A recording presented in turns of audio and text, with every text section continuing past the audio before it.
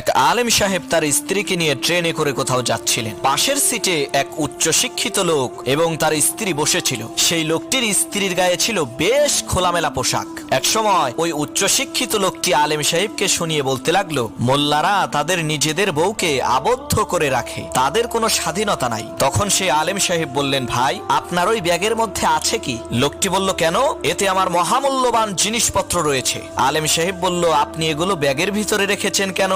লোকটি বলল, চোর এবং খারাপ লোকদের হাত থেকে বাঁচতে লুকিয়ে রেখেছি। তখন আলেম সাহেব বললেন, আমি আমার বউকে এভাবেই যত্নে লুকিয়ে রেখেছি যাতে তার দিকে কোনো খারাপ মানুষের নজর না পড়ে, কারণ আমার কাছে আমার স্ত্রী টাকা পয়সার চাইতেও বেশি মূল্যবান, আর আপনার কাছে আপনার স্ত্রী ধন সম্পদের চাইতে মূল্যবান নয়। তাই তো আপনি আপনার টাকা পয়সা যত্নে লুকিয়ে রেখেছেন আর স্ত্রীকে রেখেছেন খোলামেলা। এই কথা শুনে লজ্জায় লোকটির মাথা নিচু হয়ে গেল।